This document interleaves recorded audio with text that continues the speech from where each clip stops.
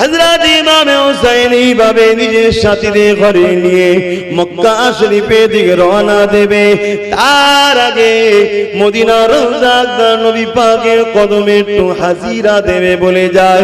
যখন মদিনা নববী শরীফে ঢোকে হযরত ইমাম হুসাইনের চোখ ভরা পানি, হুজুর আমার কাঁদতে কাঁদতে যায়, নানা জান এই মদিনা ছেড়ে আমাকে চলে যেতে হচ্ছে নানা জান, কেননা মদিনার উপরে একদল জালিমদের নজর রয়েছে, আমাকে তারা বায়াত জোর করে নিতে চায়, তাদের সাপোর্টটা আমার জোর করে তারা নিতে চায়, তাই নানা জান আমি চলে যেতে লেগেছে। এই বিদায়টা নিবার জন্য যখন আগিয়ে যায়, কদম ফেলতে ফেলতে যাচ্ছে, চোখের পানি ফেলতে ফেলতে যাচ্ছে, হঠাৎ করে যখন নবী পাকের মিম্বার শরীফে সোজাসুজি যায়, হযরত ইমাম হুসাইন ওই মিম্বারের দিকে তাকিয়ে তাকিয়ে কাঁদে আর মনে করতে লাগে, আর এই মিম্বারে যখন আমার নানা জান খুতবা দিত আর আমরা দুই ভাই ছোট ছোট ছিলাম, যখন নববী শরীফে ঢুকতাম আল্লাহ নবী নিজে আগে গিয়ে দুই বাচ্চাকে তুলে নিয়ে নিজের পাশে বসিয়ে রাখতে। যুবকেরা, আল্লাহ নবীর জীবনীতে এমন ইতিহাস পাওয়া গেছে, ইমাম হাসান হুসাইন নুকিয়ে নুকিয়ে নববী শরীফের পাশ থেকে দেখতেন কখন নানা জান সিজদায় যাবে। যখনই সিজদায় চলে যায় ইমাম হাসান হুসাইন ছুটে গিয়ে আল্লাহ নবীর পীর মুবারকে দুজনে উঠে বসে পড়তেন, দুদিকে পা দিয়ে বসে গিয়ে নানা জানের চুল মুবারককে মজবুত করে ধরে বসে থাকতো। আল্লাহ নবী তিনবারের জায়গায় 70 বার হয়ে যেত তাসবিহ পড়তে, সুবহান রাব্বিল আলা সুবহান রাব্বিল আলা, কেননা মাথা তুললে বাচ্চা দুটো পড়ে যাবে। আর যে হাসান হুসাইনকে সিজদা অবস্থাতে নবী পিঠে বসিয়ে রেখে তাসবিহকে বাড়িয়ে দিতে, সে হাসান হুসাইনের উপরে যারা জুলুম করেছে এদেরকে আল্লাহ কখনো মাফ করবে না। কোন দিক দিয়ে যদি এদের সঙ্গে আমাদের সম্পর্ক হয়ে যায় বড় ভয় হয় আল্লাহ না আমাদেরকেও জাহান্নামে দিয়ে দেয়। আল্লাহ নবীর নওয়াজা ইমাম হাসান হুসাইন হুজুর আল্লাহ নবীর রওজা মোবারকের কাছে গেলেন, নানা জানকে সালাম দিলেন, চোখ ভরা পানি দিয়ে সেখানে কথাবার্তা হওয়ার পরে বিদায় নিলে। অনেক বড় কথা মক্কা জমিনে পৌঁছে গেল, এদিকে কুফার মানুষেরকে খবর গেল ইমাম হুসাইন এবং সাহাবা হুজুররা এমন করে এজিদের কাছে বায়াতটা নাইলে, এই কুফার মানুষেরা সঙ্গে সঙ্গে ইমাম হুসাইনের বায়াত নেবে বলে, হুসাইন হুজুরকে সাপোর্ট করবে বলে ইমামে হুসাইন হুজুরকে চিঠিটা লিখে পাঠিয়ে দিল। ওই চিঠিটা পাওয়ার পরে ইমামে হুসাইন হুজুর সাহাবাদেরকে পরিবারদেরকে দেখাতে লাগলো, দেখো দেখো কুফার মানুষেরা আমাকে তারা মেনে নিয়েছে, এজিদকে তারা মানতে চায় না।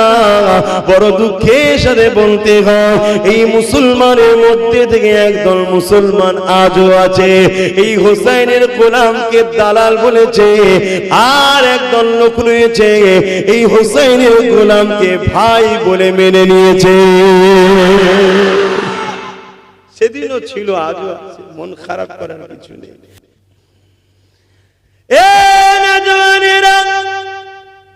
আল্লাহ নবীর নওয়াজা হযরত ইমাম হুসাইন হুজুর আমার এইভাবে যখন চিঠিটা পেল, এলাকার মানুষ সবাই বলতে লাগলো হুজুর আপনি যাবেন না, কেননা কুফার মানুষেরা হযরত আলী হুজুরকেও ধোঁকা দিয়ে শহীদ করে দিয়েছে, অতএব আপনি যাবেন না। আবার একটা চিঠি এসে গেল, এইভাবে বারবার চিঠি আসতে লেগেছে, ইমামে হুসাইন হুজুর যেতে লেগেছে, কিন্তু সবাই বারণ করে। ঠিক এমনই সময় একটা চিঠি এসেছে, যে চিঠিতে হাজার হাজার মানুষের সই রয়েছে এবং তাতে লেখা রয়েছে, ও হযরত ইমামে হুসাইন, আমরা জালিমকে সাপোর্ট করতে চাই না, আপনাকে সাপোর্ট করতে চাই। যদি আপনি না আসেন, কিয়ামতের দিনে আপনার নানা জানকে আমরা জানাবো যে হুসাইন এলো না বলে এই নাচারে আমরা জালিমকে মানতে বাধ্য হয়েছিলাম। এই জায়গায় আপনি সেদিন জবাবটা দেবেন। এই চিঠিটা দেখার পরে ইমাম হুসাইন সাথী সঙ্গীদেরকে বলতে লাগলো, এবারে আমার জন্য আর থাকা যাবে না, যাওয়াটা বড় জরুরি হয়ে গেছে। এই কথাটা যখন শুনলো সাহাবা হুজুররা পরামর্শ দিলে, আপনি নয় দুদিন পরে যাবেন, আপনার একজন কাউকে প্রতিনিধি করে প্রথমে পাঠান। এই ইমামে হুসাইন হুজুর তিনা ভাইকে পাঠালেন, হযরতে মুসলিম হুজুরকে পাঠিয়ে দিলেন। হুজুরের সঙ্গে দুটো ছোট বাচ্চা চলে গেল, কুফার জমিনে পৌঁছে গেল। কুফার জমিনে যাবার পরে জামে মসজিদে নামাজ পড়ে নিয়ে হযরতে মুসলিম হুজুর খুতবা দিতে লাগলে, ওয়াজ করতে লাগলে, বাবার ইমামে হুসাইনের পক্ষে থেকে আমি এসেছি, যারা হুসাইনের বায়াত নিতে চাও তারা আমার হাতে বায়াত নিয়ে নাও। একটা দুটো নয়, 12,000 মানুষ বায়াত নিয়ে নিল।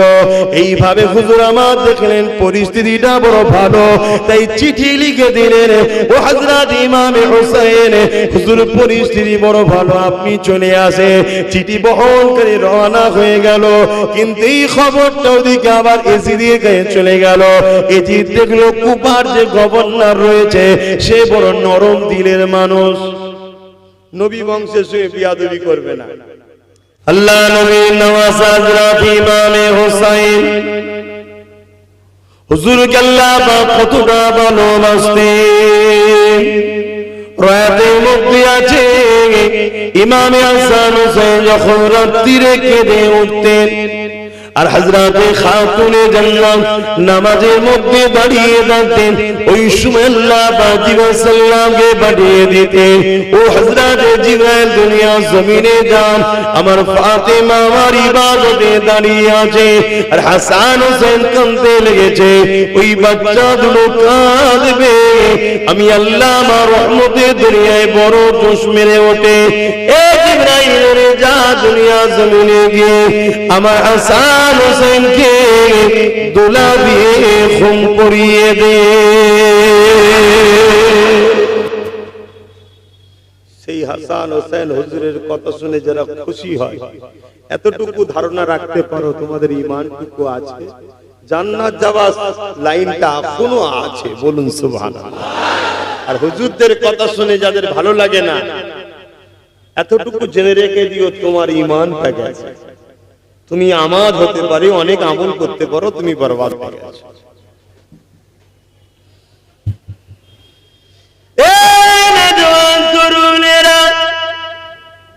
আল্লাহ নবী নবী দা নবী একদিন নবী আমার মদিনা নববী শরীফে বসে আছেন, দুই কোলে দুটো বাচ্চাকে নিয়ে। আল্লাহ নবী আদর করে চুমা দেয়, ভালোবাসে। হঠাৎ করে হযরত জিবরাইল সাল্লাম চলে আসলেন, আর এক রাতের মধ্যে আছে 3 বাচ্চাকে নিয়ে বসে আছেন। এসে আল্লাহ নবীকে বললেন, ইয়া রাসূলুল্লাহ হাবিবাল্লাহ, এই 2 বাচ্চার মধ্যে একটাকে আপনি রাখেন, আর একটাকে আল্লাহ পাক নিয়ে নেবেন। ভেবে দেখুন পরীক্ষাটা কেমন। দিন দুনিয়ার বাদশা দুটো বাচ্চাকে কোলে করে নিয়ে বসে আছে, বাচ্চা দুটো খেলছে, একজনের নাম হযরত ইব্রাহিম আর একজনের নাম হযরত হোসাইন। ছোট শিশু, নানার কোলে আর আব্বার কোলে, একটা নিজের বাচ্চা আর একটা খাতুনে জান্নাতের বাচ্চা, আদর করছে। বাচ্চা দুটো খুশি করছে। হঠাৎ করে জিবরাইল সাল্লাম এসে বলছেন, হুজুর একটা আপনাকে নিতে হবে আর একটা আল্লাহ পাকের হুকুম নিয়ে যেতে হবে, কোনটা আপনি নেবেন? আল্লাহ পাক যাকে যত ভালোবাসে তাকে আল্লাহ পাক তত পরীক্ষা নাই। আল্লাহ নবী গলারা শোনার সাথে সাথে নবী পাকের চোখ দিয়ে পানি জারি হয়ে যায়, দাড়ি মুবারক দিয়ে গড়িয়ে গড়িয়ে আল্লাহ নবীর জুব্বা মুবারকে পানি পড়তে লেগেছে, নবী আমার কাঁদতে লেগেছে। এমন সময় আল্লাহ নবী হুসাইনকে দিল না, হযরত ইব্রাহিমকে দিয়ে দিল। এতে কে নবী আমার প্রমাণ করে দিল, মানুষেরা আমি রাসূলুল্লাহ হুসাইনকে কত ভালোবাসি।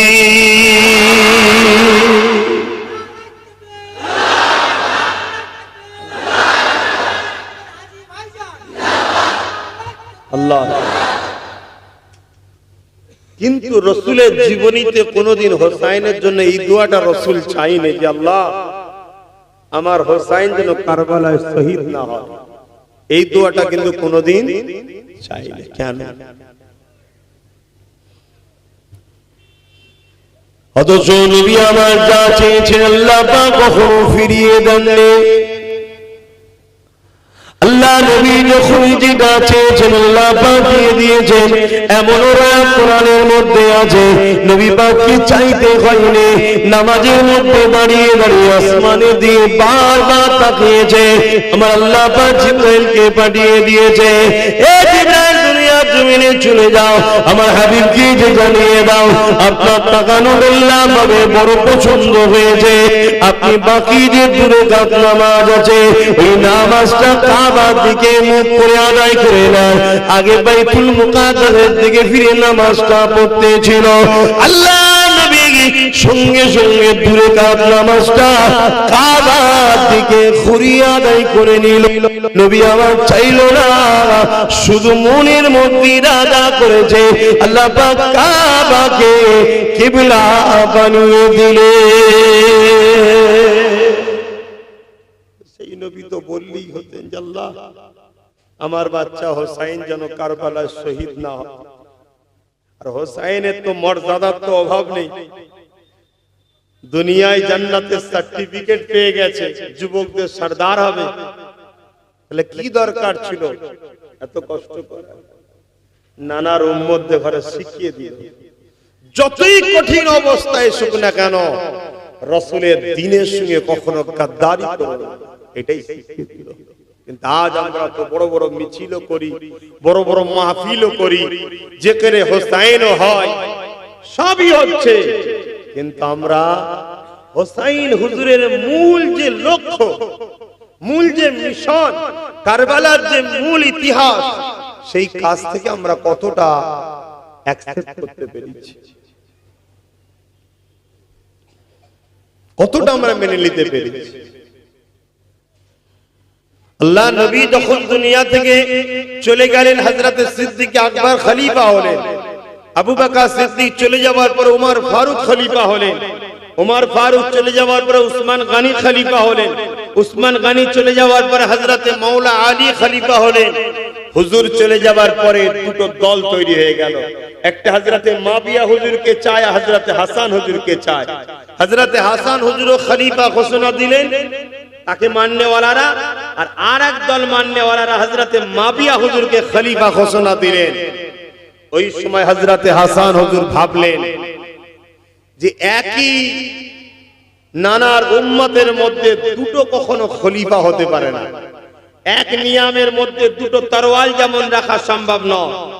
তাই তিনি নিজে আগিয়ে হযরত মাবিয়া হুজুরের কাছে গিয়ে আলোচনার পর নিজের খেলাফত থেকে ইস্তেফা দিলেন। হযরত মাবিয়া হুজুর আমিরুল মুমিনিন হয়ে গেলেন, বাদশা শাহিনশাহ খলিফা হয়ে গেলেন। 20 বছর রাজত্ব করেছিলেন।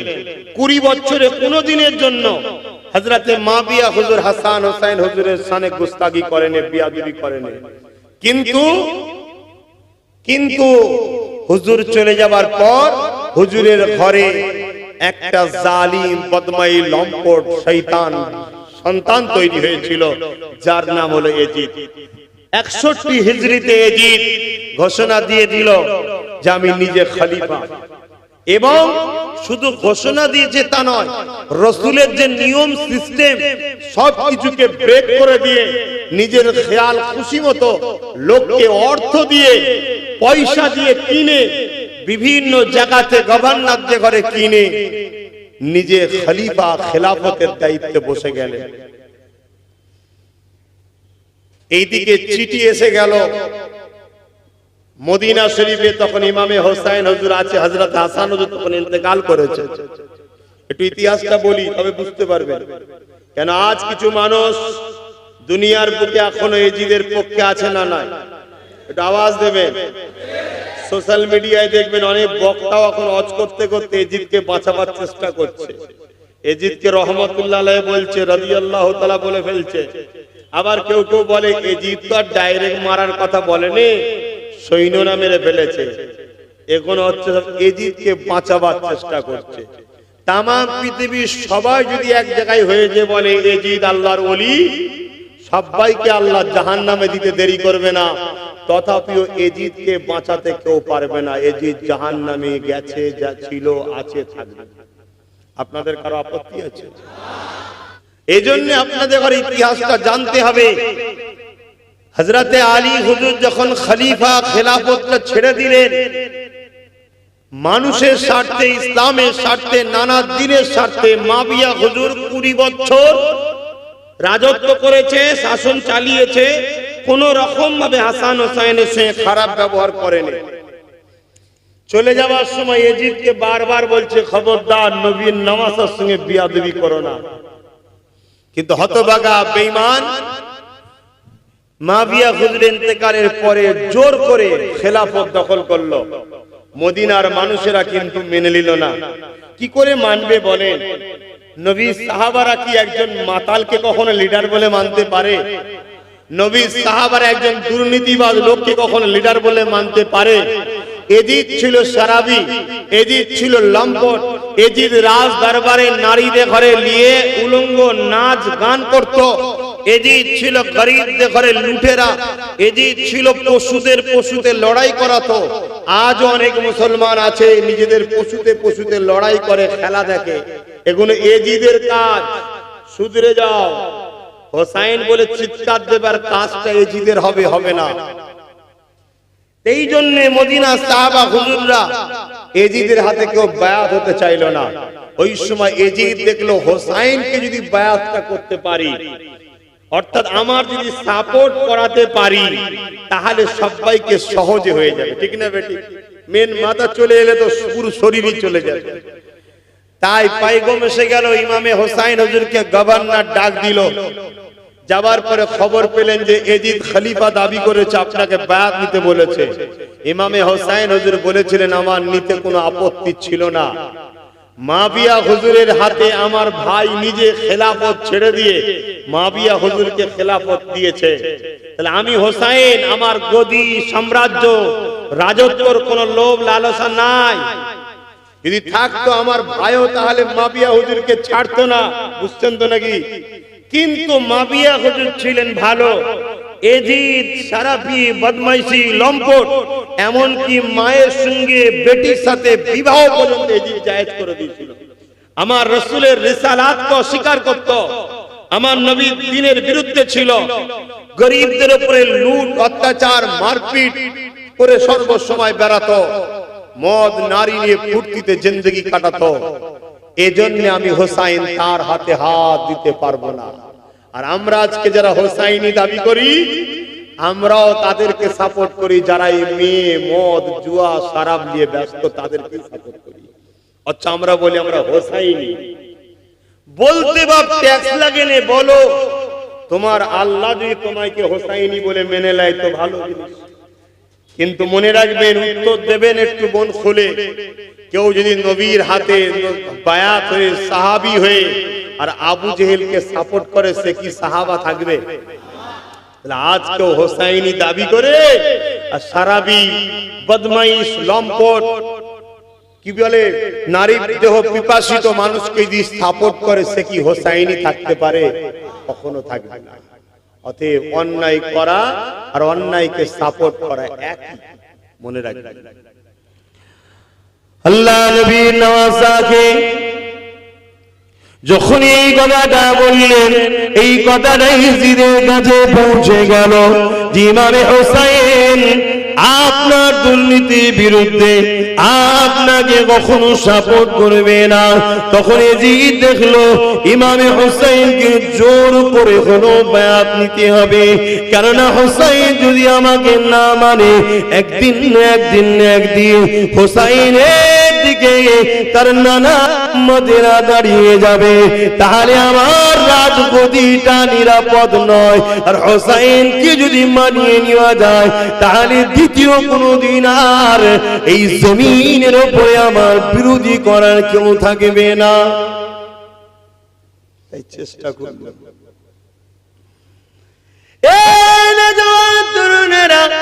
তাই তখনকার সময় মদিনা যিনি গভর্নর ছিল, বড় নরম দিনের মানুষ ছিল। এজিদের হুকুম শোনার পরও নবী বংশের সঙ্গে জোর করে না, কেননা বিয়াদবি করতে চায় না। আজও সমাজে অনেক লোক আছে হয়তো বিভিন্ন মানুষের সঙ্গে উঠা বসা করে, কিন্তু নবী বংশের সঙ্গে জোরটা দেখায় না। তাই এমন একটা লোককে এজিদ মদিনার গভর্নর করতে চাইল, যে নাকি বড় জালিম, অত্যাচারী, নিষ্ঠুর। নবী বংশের ছেলের উপরে জোর করে যেন ইমামে হোসেনের কাছে এজিদের সাপোর্টটা করিয়ে নিতে পারে। এই যখন চেষ্টা হয়ে যায়, ইমামে হোসেন বুঝতে পেরে গেছে যে মদিনার উপরে একটা বড় ঝড় আসতে লেগেছে, লড়াই হবে, ঝগড়া হবে, প্রতিরোধ হবে, খুন খারাপি হবে, আমার নবীর মদিনা শহর রক্তাক্ত হয়ে যাবে।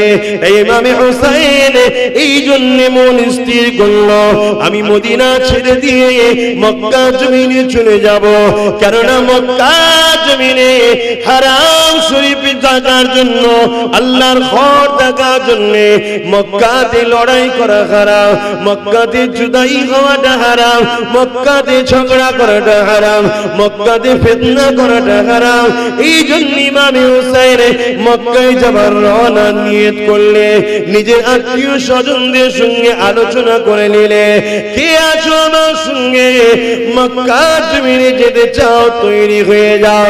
এখানে একটা কথা তোমাদেরকে বলি শোনো, নানা দিনের জন্য, আল্লাহকে খুশি করার জন্য হোসেন মদিনা ছেড়ে দিয়ে মক্কায় চলে যাচ্ছে। আজ তোমরা হকের জন্য থাকার জন্য যদি 2-4 মাস নিজের ঘর ছেড়ে দিয়ে দূরে থাকতে হয়, এতে এত মন খারাপ কেন হয়? কি তোমাদের মন খারাপ হয় না? হ্যাঁ হয় অনেকে, যে বলে হুজুর আমার এই অবস্থা, কি হয়েছে বাবা? না আমি ঘর ছাড়া মানে না আমাকে গ্রামে ঢুকতে দেয়নি, তুই অন্যায় করেছিস না, তাহলে অত মন খারাপ কেন? আমার দয়ার নবী, নূর নবী, যাকে না হলে কায়নাত তৈরি করতো না, হকের জন্য তিনি পাহাড়ে গিয়ে গাছের পাতা, ফল, মূলকে জীবন ধারণ করেছে। জোরে বলুন সুবহানাল্লাহ। সেই নবীর একটা সুন্নাত তোমার জিন্দেগিতে আল্লাহ পালন করিয়ে লাই, তোমার মন খারাপ? তোমাকে তো ওই কষ্ট তো করতে হয়নি যে পাহাড়ে গিয়ে গাছের পাতা, ফল, মূল খাওয়া। তুমি তো বেশ আনন্দেই আছো, হয় শ্বশুর বাড়ি নাই কুটুম বাড়ি, আনন্দই তো রয়েছে ভালো। হ্যাঁ, এরপরও মন খারাপ না? আমাদের ঈমান বড় দুর্বল, প্রেম কম আল্লাহর উপর। আমরা সংসার, নিজের শরীর, নিজেকে বড় ভালোবেসে ফেলেছি আল্লাহ থেকে, তাই আমাদের এত আফসোস হয়।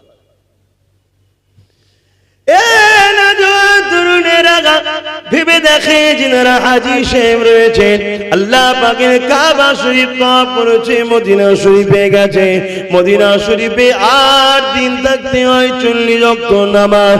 কেউ কয়েকদিন, 2 দিন, কোনো কারণে বেশি হয়ে যায়। এই সামান্য কয়েকদিন মদিনা শরীফ থেকে যখন হাজিরা করে ফিরে আসতে লাগে, ওই হাজিরা চোখের পানিকে রুখে রাখতে পারে না, তাদেরকে সবাই সান্ত্বনা দেয়, সবাই সবর করো, সবর করো। তথাপি ও তারা বারবার সবুজ গম্বুজটা দেখে আর কেঁদে ফেলে, চোখে পানি কি তারা রুখতে পারে না। ইয়া রাসূলুল্লাহ, আমরা হিন্দুস্তানের মুসলমান, আমরা আপনার কাছে এসেছিলাম, আজ সময় হয়ে গেছে, চলে যেতে হচ্ছে।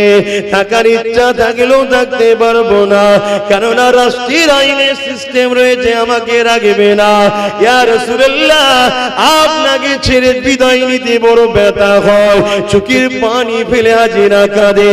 তাহলে ভেবে দেখেন সেই দিন ইমামে হোসেনের কত না কষ্ট হয়েছিল, যে রাস্তাতে হোসেন ছোটবেলা থেকে নানার কাঁধে কাঁধে ঘুরে বেরিয়েছে, যে গলিতে গলিতে রাসূলুল্লাহর হাত ধরে ঘুরেছে, নবীর কাঁধে কাঁধে ঘুরেছে। এ যুবকেরা, এত সহজ জিন্দা করা, আল্লাহ দ্বীনের জন্য নিজেকে দায়ী বানানো এত সহজ নয়, আল্লাহর জান্নাতে নিজেকে বানিয়ে নেওয়া এত সহজ নয়। মনে রেখে দিও যুবকেরা, অন্যায় করলো তুমি মরবে, নাই করলো তুমি মরবে, নামাজ পড়লো মরবে, না পড়লো মরবে, আল্লাহ মানলো মরবে, না মানলো মরবে, নবীর পক্ষে থাকলো মরবে, শয়তানের পক্ষে থাকলো মরবে, শরাব ছেড়ে দিলো মরবে, শরাব খেলো মরবে, হারাম না খেলো মরবে, হারাম খেলো মরবে। এই দুনিয়াটা শুধুমাত্র একটা পরীক্ষার জায়গা, এখানে আমরা আল্লাহর জন্য যদি জিন্দেগি কাটাই, অর্থাৎ আমি যা কিছু করব আল্লাহর জন্য করব, আমি নামাজ পড়ব আল্লাহর জন্য, আমি রোজা রাখবো আল্লাহর জন্য, আমি হজ করব আল্লাহর জন্য, আমি যাকাত দেব আল্লাহর জন্য, আমি দান খয়রাত করব আল্লাহর জন্য, আমি মা বাপকে ভালোবাসবো আল্লাহর জন্য, আমি সংসার করব, স্ত্রীকে ভালোবাসবো আল্লাহর জন্য, ছেলে মেয়েদের দেখভাল করব আল্লাহর জন্য, আমি রাষ্ট্রকেও ভালোবাসবো আল্লাহর জন্য। হিন্দু, দলিত, আদিবাসী, সাঁওতাল, বাগদি, যে কোনো ধর্মের মানুষ হোক না কেন, মানুষ হিসাবে মানুষকে সাহারা দেবে, মানুষ হিসাবে মানুষকে ভালোবাসবে। এই ভালোবাসাটাও আল্লাহর জন্য হবে, কারণ নবী আমার জানিয়ে দিলে, লা ইয়ারহামুল্লাহু মান লা ইয়ারহামুন নাস, যে মানুষকে ভালোবাসে না আল্লাহ পাকের দোষে পাবে না। তাই আমরা যা কিছু করব আল্লাহর জন্য, আল্লাহর জন্য। কাউকে যদি নেতা বলে মেনে নিই আল্লাহর জন্য, কারো যদি বিরোধী করি আল্লাহর জন্য, কাউকে যদি মুফতি বলে মানি আল্লাহর জন্য, কাউকে পীর বলে মানি আল্লাহর জন্য, কারো যদি বিরোধী করি আল্লাহর জন্য, তবেই সে প্রকৃত ঈমানদার। তাই নবী আমার জানিয়ে দিলেন, মান আহাব্বা লিল্লাহ ওয়া আবগাদা লিল্লাহ ওয়া আতা লিল্লাহ মানআ লিল্লাহ ফাকাদ ইসতাকমালাল ঈমান। এ যুবক, এই জিন্দেগি তোমার চিরস্থায়ী নয়, আজ আছো কাল চলে যাবে, কোনো গ্যারান্টি নাই তোমার দাদু বেঁচে থাকবে, তুমি চলে যেতে পারো। কত যুবক তোমাদের গ্রামে জানাজা হয়েছে, যখন কোন শয়তানি খেয়াল আসবে, পাপ কাজ করতে মন যাবে, আল্লাহ পাক নারাজ হবে এমন কোন কাজ করতে মন যাবে, একবার কবরস্থানে ঘুরে এসো, দেখে নিও তোমার মতো কত যুবক ওই কবরে শুয়ে আছে। এই বলে দিয়ে যায়, পরিবর্তন হয়ে যায়। এই জমিনটা অন্য কারণে আল্লাহ, এই আসমানটা অন্য কারণে আল্লাহ। যে দুটো চোখ তুমি পেয়েছো অন্য কেউ দেয়নি, আল্লাহ দিয়েছে। যে দুটো কান আমাদের রয়েছে অন্য কেউ দেয়নি, আল্লাহ দিয়েছে। যে দুটো পা যে অন্য কেউ দেয়নি, আল্লাহ দিয়েছে। তুমি যে জবানে কথা বলো, আমি যে বলছি, এটা অন্য কেউ দেয়নি, আল্লাহ দিয়েছে। এই যে মিম্বার শরীফে আমি বসেছি, এত হাজার হাজার মানুষ যে আমার কাছে এসেছে, তোমাদেরকে অন্য কেউ আনেনি, আল্লাহ এনেছে। এত বাধার পরও আজ কোটি কোটি যুব ভাইজান ভাইজান করে পাবো, এটা অন্য কোন কারিশমা নয়। কাউকে আমি চাকরি দিইনি, কাউকে আমি ভয় দেখাইনি, কাউকে বিরিয়ানি দিইনি, কাউকে আমি কেস মিথ্যা দিইনি যে না গেলে মারবো তোকে। তথাপি এই প্রেম অন্য কোন কারণ নয়, এ সব কিছু আল্লাহ দিয়েছে, আল্লাহ দিয়েছে।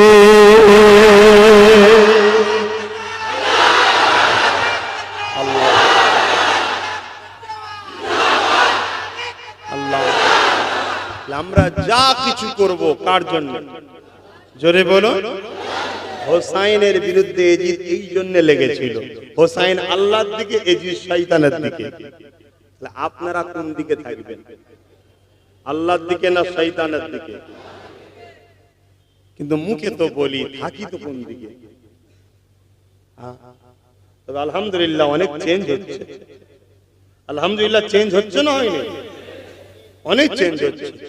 অনেক যুবক ছেলে আল্লাহ করে নামাজের দিকে যাচ্ছে, রোজার দিকে যাচ্ছে, মোবাইলে গান বন্ধ করে দিয়ে জলসা শুনছে, গজল শুনছে, কি তারপরে জালিমদের পাশ থেকে বহু মানুষ সরে যাচ্ছে, ন্যায়ের দিকে, সত্যের দিকে যাচ্ছে না, যায় না, পরিবর্তন হচ্ছে। কিন্তু পরীক্ষা আল্লাহ নেবে না, নেবে না। তুমি বাজারে যখন যাও একটা কলসি কিনবে মাটির, তুমি বাজিয়ে দেখো না, দেখোনি? কি গো, দেখো না, দেখোনি? কেন দেখো না? ওটা আমার করবো তাই। ডুপ্লিকেট হলে লোবো না, অরিজিনাল হলে লোবো, তাই তো? তাহলে আল্লাহ তিনার করবে যাতে ঘরে একটু বাজিয়ে দেখবে না। কি গো, বাজাতে গিয়ে দেখা যাবে মিথ্যা কেস খেয়ে গেছে, টেনশন নিলে হবে না। কেন? আমি তো হকের উপরে আছি, এটা আমার আল্লাহর পরীক্ষা ছিল। হকের জন্য কথা বলতে গেছো, দেখছো তারপরও তোমার উপরে অনেক চাপ, বাধা, বিঘ্ন হচ্ছে, মন খারাপ করলে হবে না, এটা তোমার পরীক্ষা নিয়ে হচ্ছে। আমরা স্বাভাবিক যেটাই কিনি একটু পরীক্ষা করে নিই, কেন? আমার করবো তাই। আল্লাহ তিনি আমাদেরকে পরীক্ষা ছাড়া কেন তিনার করবে? প্রিয় বান্দা যাদেরকে করবে, নিজের করবে, জান্নাত দেবে, তুই পরীক্ষা নেবে না, নেবে না? ধৈর্য হারা হলে হবে, ধৈর্য হারা হলে হবে না। সবকিছু আমাদের মাকসাদ যেন একটা থাকে, আল্লাহ। কত বুঝে আসছে? এটাই ছিল হোসাইনের জিন্দেগি। আল্লাহ নবী নওয়াজা হযরত ইমাম হুসাইন এইভাবে নিজের সাথীদের ঘরে নিয়ে মক্কা শরীফের দিকে রওনা দেবে। তার আগে মদিনার রওজাদার নবী পাকের কদমে একটু হাজিরা দেবে বলে যায়। যখন মদিনা নববী শরীফে ঢোকে, হযরত ইমাম হুসাইনের চোখ ভরা পানি, হুজুর আমার কাঁদতে কাঁদতে যায়, নানা জান এই মদিনা ছেড়ে আমাকে চলে যেতে হচ্ছে নানা জান। কেননা মদিনার উপরে একদল জালিমদের নজর রয়েছে, আমাকে তারা বায়াত জোর করে নিতে চায়, তাদের সাপোর্টটা আমার জোর করে তারা নিতে চায়। তাই নানা জান আমি চলে যেতে লেগেছে। এই বিদায়টা নিবার জন্য যখন আগিয়ে যায়, কদম ফেলতে ফেলতে যাচ্ছে, চোখের পানি ফেলতে ফেলতে যাচ্ছে, হঠাৎ করে যখন নবী পাকের মেম্বার শরীফে সোজাসুজি যায়, হযরত ইমাম হুসাইন ওই মেম্বারের দিকে তাকিয়ে তাকিয়ে কাঁদে আর মনে করতে লাগে, আর এই মেম্বারে যখন আমার নানা জান খুতবা দিত আর আমরা দুই ভাই ছোট ছোট ছিলাম, যখন নববী শরীফে ঢুকতাম, আল্লাহ নবী নিজে আগে গিয়ে দুই বাচ্চাকে তুলে নিয়ে নিজের পাশে বসিয়ে রাখতে। যুবকেরা, আল্লাহ নবীর জীবনীতে এমন ইতিহাস পাওয়া গেছে, ইমাম হাসান হুসাইন নুকিয়ে নুকিয়ে নববী শরীফের পাশ থেকে দেখতেন কখন নানা জান সিজদায় যাবে।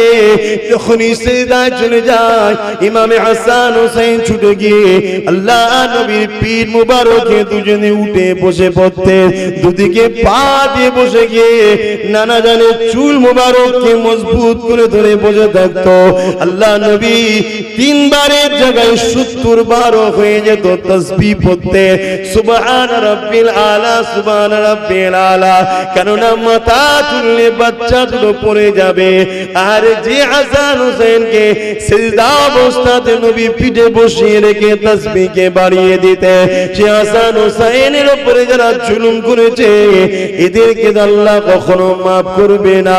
কোন দিক দিয়ে যদি এদের সঙ্গে আমাদের সম্পর্ক হয়ে যায়, বড় ভয় হয় আল্লাহ না আমাদেরকেও জাহান্নামে দিয়ে দেয়। আল্লাহ নবীর নওয়াজা ইমাম হাসান হুসাইন হুজুর আল্লাহ নবীর রওজা মোবারকের কাছে গেলেন, নানা জানকে সালাম দিলেন, চোখ ভরা পানি দিয়ে সেখানে কথাবার্তা হওয়ার পরে বিদায় নিলে। অনেক বড় কথা মক্কা জমিনে পৌঁছে গেল। এদিকে কুফার মানুষেরকে খবর গেল ইমাম হুসাইন এবং সাহাবা হুজুররা এমন করে এজিদের কাছে বায়াতটা নাইলে, এই কুফার মানুষেরা সঙ্গে সঙ্গে ইমাম হোসাইনের বায়াত নেবে বলে, হোসাইন হুজুরকে সাপোর্ট করবে বলে ইমামে হোসাইন হুজুরকে চিঠিটা লিখে পাঠিয়ে দিল। ওই চিঠিটা পাওয়ার পরে ইমামে হোসাইন হুজুর সাহাবাদেরকে পরিবারদেরকে দেখাতে লাগলো, দেখো দেখো কুফার মানুষেরা আমাকে তারা মেনে নিয়েছে, এজিদকে তারা মানতে চায় না। বড় দুঃখের সাথে বলতে হয় এই মুসলমানের মধ্যে থেকে একদল মুসলমান আজও আছে এই হোসাইনের গোলামকে দালাল বলেছে, আর একদল লোক রয়েছে এই হোসাইনের গোলামকে ভাই বলে মেনে নিয়েছে। সেদিনও ছিল, আজও আছে, মন খারাপ করার কিছু নেই। বিচার তো একটা জায়গায় হয়, হবে কোথায় বলুন না? হ্যাঁ, সুম্মা নুফিকা উখরা ফাইযাহুম কিয়ামুন ইয়ানজিরুন। ময়দানে নাগল দিলে যেমন আলো ওঠে, মানুষ উঠবে জমিন থেকে তার রবের দিকে যাবে। এমনি এমনি বানাইনি আমাদের ঘরে, সব হিসাব সেখানে নিয়ে হবে। জবান দিয়েছিলাম আমি, প্রচার করেছিলিস কার? তাকত দিয়েছিলাম আমি, খরচ করেছিলিস কোথায়? যৌবন দিয়েছিলাম আমি, খরচ করেছিলিস কোথায়? আল্লাহ হিসাব নেবে না, নেবে না? একটু বুঝে বুঝে চলো। হোসাইন হুজুরের জীবনীটা দেখো, বোঝো কিসের লড়াই, গদির লড়াই নয়, হক আর না হকের লড়াই।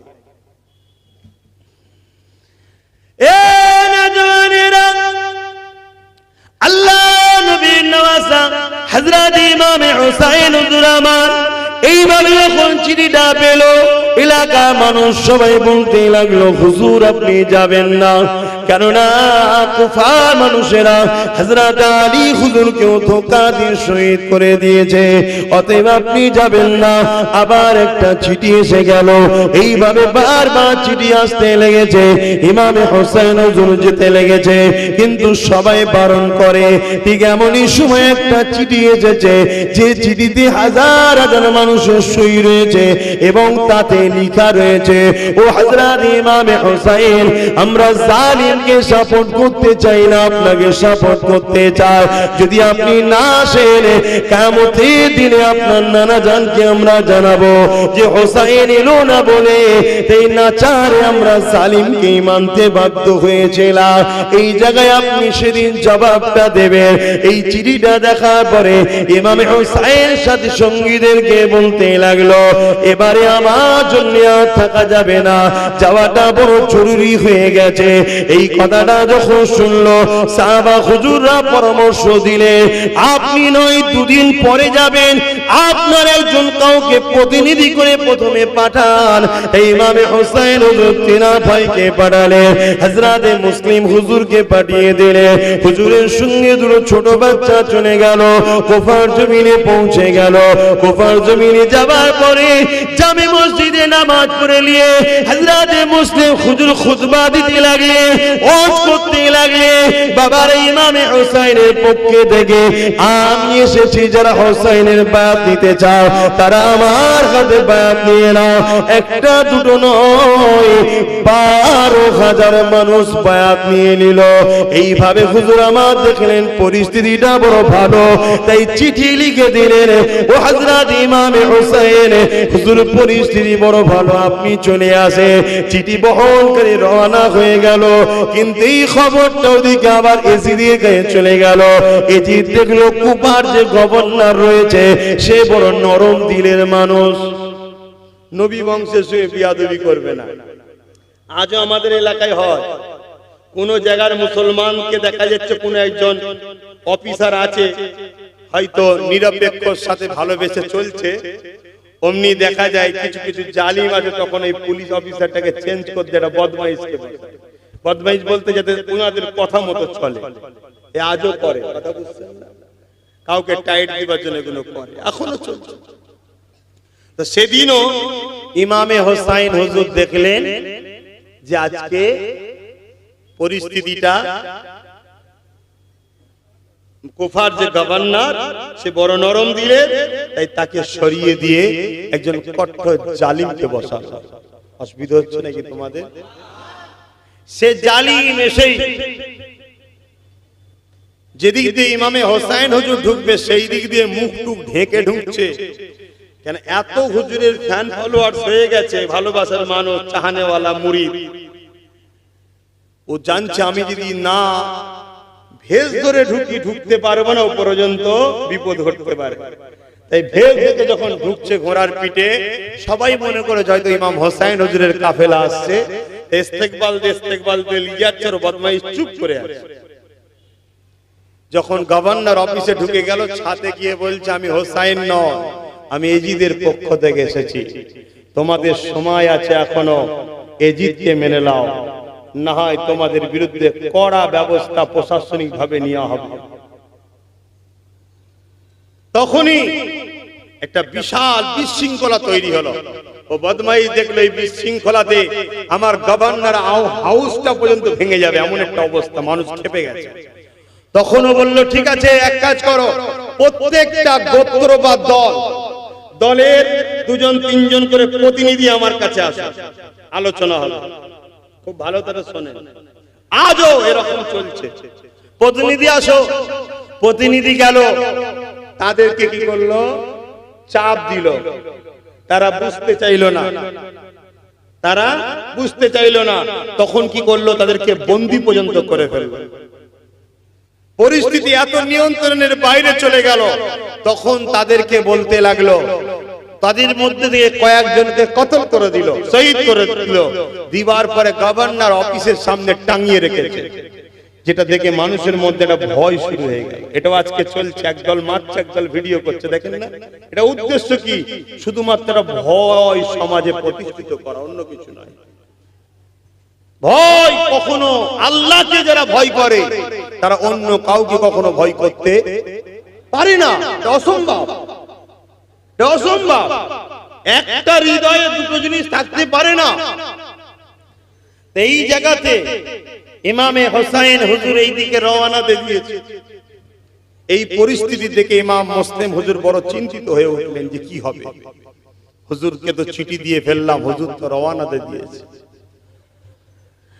ভাইরানা, জওয়ান তরুণেরা, অনেক বড় কথা মূল জায়গাতে বলি। এমন করে গভর্নর অফিস থেকে যাদেরকে বন্দী করা হয়েছিল তারাও ভয় খেয়ে গেল। তারা অপর থেকে এলাকার মানুষদেরকে বলতে লাগলো, তোমরা মুসলিমের পিছন থেকে সরে যাও, না এরা আমাদেরকে কতল পর্যন্ত করে দেবে।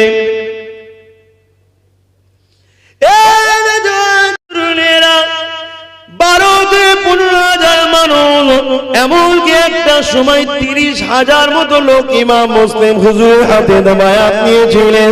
তারা সবাই এক ভাষণে ভয় খেয়ে গেল, যে যা করে ঢুকে গেল।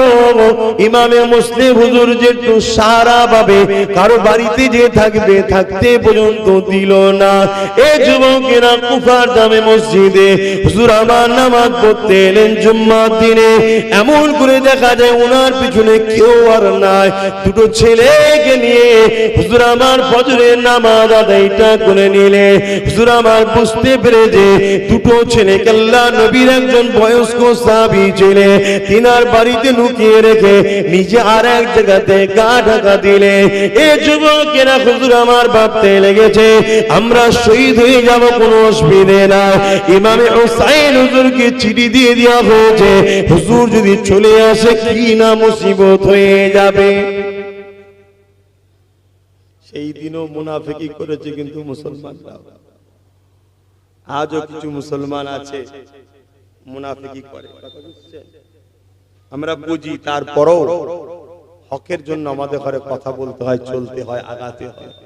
আমরা আল্লাহর উপরে ভরসা করে চলি। হযরত ইমামে মুসলিম হুজুরকে এইভাবে এমন করে রাজদরবারে ঘোষণা হয়ে গেল, হুজুরকে পর্যন্ত শহীদ করে দেয়া হলো। এবারে এমন করে হুজুরের বাচ্চা দুটোকে শহীদ করার জন্য তালাশ করা হলো। কতটা নিষ্ঠুর তারা ছিল দেখেন, নবী বংশের সন্তান কোনকে তারা ছাড়েনি, অথচ তাদেরও জবানে লা ইলাহা ইল্লাল্লাহ মুহাম্মাদুর রাসূলুল্লাহ কালেমা ছিল। যে নবীর কালেমা বলেছে ওই নবী বংশের ছেলেদেরকে তারা ছাড়েনি। ইমামে হুসাইন হুজুরের দিকে রওনা দিয়ে দিয়েছে, ইমামে মুসলিম হুজুরকে শহীদ পর্যন্ত করে দেওয়া হয়েছে। এবারে মুহাম্মদ আর ইব্রাহিম দুটো ছোট্ট ছোট্ট বাচ্চাকে খোঁজা হতে লেগেছে। এই দুটো ছোট্ট বাচ্চা যে সাহাবী হুজুরের বাড়িতে ছিল, ওই সাহাবী হুজুর পরিস্থিতি খারাপ দেখে এই দুটো ছোট্ট বাচ্চাকে ফজরের সময় সকাল হব হালকা অন্ধকার রয়েছে, একজনের হাতে দায়িত্ব দিয়ে বলল মদিনা জমিনে যে কাফেলা গুলো যায় ব্যবসার জন্য ওই কাফেলাকে ধরিয়ে দেবে। বাচ্চাগুলো হাঁটতে হাঁটতে কমসে কম মায়ের গায়ে যেন পৌঁছে যায়। আহারে নবী বংশের বাচ্চার হিফাজত আমরা করতে পারছি না, বড় আফসোসের বিষয় এটা। এমন করে সেই বাচ্চা দুটোকে যা দায়িত্ব দিয়েছিল সে ছাড়তে গিয়ে দূর থেকে কাফেলাকে দেখিয়ে দিয়েছে হালকা অন্ধকারে, এবং ছোট্ট ছোট্ট দুটো বাচ্চা ওই কাফেলাকে ধরতে না পেরে কাফেলাটা হারিয়ে যায়। আবার ঘুরতে ঘুরতে ঘুরতে কুফার জমিনে প্রবেশ হয়ে যায়। মনে রাখবেন, যার যেখানে মৃত্যু আছে পৃথিবীর কোন শক্তি সেখান থেকে সরাতে পারবে না। তকদিরের ব্যাপার আল্লাহ ছাড়া কে বোঝে। দুই বাচ্চার কপালে লেখা আছে কুফার জমিনে আল্লাহর দ্বীনের জন্য ইমামে হুসাইনের পক্ষে দাঁড়িয়ে ওই বাচ্চাগুলো জামে শাহাদাত পান করবে। আল্লাহ লিখে রেখেছে, কে চেঞ্জ করবে? আমাদেরও কার কি কপালে লেখা আছে আমরা জানি না, এটা চেঞ্জ করতে কেউ কখনো পারবে না। হযরত মুহাম্মদ আর ইব্রাহিম ছোট ছোট দুই ভাই এমন করে গলা জড়াজড়ি করে একটা খেজুর গাছের গোড়ায় লুকিয়ে রয়েছে। এমন সময় একজন মহিলা সকাল হব ফজরের সময় হয়েছে, পানি আনতে গিয়ে বাচ্চাদের কান্নার আওয়াজ শুনতে পেয়ে অনেক বড় কথা ছোট্ট ছোট্ট করে কিছু কিছু বলছি, এমন করে বাচ্চাগুলোকে দেখতে পেয়ে অবাক হয়ে যায়। এত সুন্দর বাচ্চা কাদের গো তোমরা বাবা? ওই সময় বাচ্চাগুলো বলতে লেগেছে আমরা মদিনার সন্তান, নবী বংশের সন্তান, হযরতে মুসলিম আমার আব্বা যান। আহারে মহিলাটা বুঝতে পেরে গেছে যে এই দুটো বাচ্চাকেই তো খোঁজা হচ্ছে। মহিলাটার অন্তরে আল্লাহ নবীর প্রেম ছিল, মহব্বত ছিল, ভালোবাসা ছিল, তাই নিজের জানকে বাজি লাগিয়ে বাচ্চাগুলোকে কাপড়ের মধ্যে আড়াল করে লুকিয়ে লুকিয়ে লুকিয়ে নিজে ঘরের মধ্যে রেখে দিয়েছে। কিন্তু যত সন্ধ্যা আগিয়ে আসে মহিলার মধ্যে একটা ভয় কাজ করতে লেগেছে। কেন? মহিলার স্বামীটা ছিল বড় বদমাই, মহিলার স্বামীটা ছিল বড় লোভী, মহিলার স্বামীটা ছিল জিদের পক্ষে, এবং সে অর্থের জন্য যা খুশি করতে পারে এই রকম মন মানসিকতা ছিল। এই মহিলাটা মনে করতে লেগেছে না জানি সালিম যদি এই বাচ্চা দুটোর খবর পেয়ে যায় এজিদকে না বলে দেয়, এই চিন্তায় মহিলা ভয় খেতে লাগলো। এই মহিলা তাড়াতাড়ি নিজের একটা সন্তান ছিল, ওই সন্তানকে নিয়ে রাতের খানাটা খেয়ে আলোগুলোকে বন্ধ করে দিয়ে তাড়াতাড়ি ঘুমিয়ে পড়েছে, যাতে স্বামী অন্ধকারে বুঝতে তেমন কিছু না পারে। এই বাতি বন্ধ করে দিয়ে শুয়ে পড়েছে। এমন সময় জালিম ঘরের মধ্যে ঢুকেছে। ওই মহিলা স্বামী ঘরে এসেছে, আসার পরে স্ত্রীকে বলতে লেগেছে এত আলো বাতি বন্ধ কেন? খাবো আমি, খাবার দাও। কোন রকম ভাবে অন্ধকারে কিছু খাইয়ে দিয়ে তাড়াতাড়ি নিজে নিয়ে গিয়ে স্বামীকে ঘুম পড়িয়ে দিয়েছে। কিন্তু আল্লাহ পাকের কুদরত, আল্লাহ পাকের মর্জি কে বা বোঝে? আল্লাহ পাকের হুকুমকে কে বা টালতে পারে, কে বা সরাতে পারে? গভীর রাত্রিরে হঠাৎ করে বড় ভাই ঘুম ভেঙে যে কাঁদে, ছোট ভাইকে তুলতে লেগেছে, ভাই উঠে বড় সময় আমাদের আর না, কেননা আমি খবরে দেখছিলাম নানা জান দাঁড়িয়ে আছে, আমার আব্বা জান হযরতে মুসলিম নানা জানকে সালাম দিল, সালাম দিবার পরে দোনোজানের সুলতান জিজ্ঞাসা করলো, এ বাবা মুসলিম তুমি একা চলে এলে, বাচ্চা দুটোকে কেন নিয়ে আসলে না? আমার আব্বা জান বলেছেন ইয়া রাসূলুল্লাহ হাবিবাল্লাহ, খুব তাড়াতাড়ি চলে আসবে, এর মানে আমাদের শহীদের সময় হয়ে গেছে।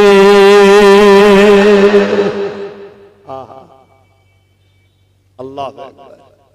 দেখুন তারা দিনের জন্য কি করেছে। আজকে আমরা দিনের উপকার তো দূরের কথা, দিনের ক্ষতির জন্য উঠে পড়ে লেগেছি।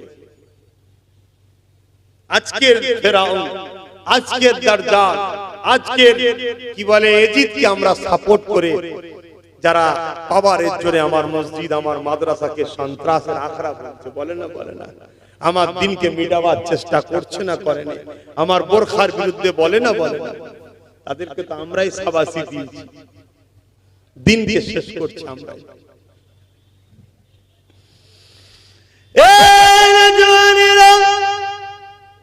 এই কান্নার আওয়াজে স্বামীর ঘুমটা ভেঙে যায়, স্বামী তাড়াতাড়ি স্ত্রীকে তোলে, ওঠো, কোথা থেকে বাচ্চার কান্না আসছে? স্ত্রী বলছে আরে কার বাচ্চা, কোথায় কাঁদছে কে জানে, এই রাত্রে বাচ্চা কাঁদছে তো তোমার এত সমস্যা কিসে? না, রাজ দরবার থেকে ঘোষণা দিয়েছে দুটো বাচ্চা মদিনা থেকে এসেছে, মুহাম্মদ আর ইব্রাহিম, এই দুটো বাচ্চাকে যে ধরে দিতে পারবে তাদেরকে অনেক পুরস্কার দেওয়া হবে। চলো চলো দেখি হতে পারে এই দুটো বাচ্চা, তাহলে তাকে ধরে দিতে পারলে অনেক পুরস্কার পাবো। ওই সময়তে এমন করে স্ত্রী বোঝাতে লেগেছে স্বামীকে, কি কথা তুমি বললে, কার বাচ্চা কাঁদে কে জানে, আর যদি সেই দুটো বাচ্চা হয় কি করে এই বাচ্চা দুটোকে তুমি রাজার হাতে তুলে দিয়ে পুরস্কার নেবে? তুমি কি এত বড় অত্যাচার জুলুম করতে পারবে নবী বংশের উপরে? তখন সে বলতে লাগলো না, আমার অর্থ লাগবে, পয়সা লাগবে, অর্থ লাগবে, পয়সা লাগবে। বড় দুঃখের বিষয়, আজও কিছু মুসলমান আছে অর্থের জন্য, পদের জন্য, পয়সার জন্য সেই নবী বংশের বাচ্চা আমাকেও গাল দিতে পিছপা হয়নি, ঠিক না বেটি? এটা দুঃখ করার কিছু নেই, হবে সেদিন চুল আজ থাকবে না। যদি মুহাম্মদ ইব্রাহিমকে বলতে পারে আমাদেরকে বলবে না, হতে পারে আমরা তো অনেক দূর চলে এসেছি রে বাবা, 1400 বছর হয়ে গেছে, তখন টাটকা টাটকা। কি গো অসুবিধা হচ্ছে? বলবো না দোয়া করে দেবো, কিন্তু শুধু শুনবে না বুঝবে? বোঝো বোঝো, তুমি ভেবনি বেশ আমি তো ভালোই আছি, না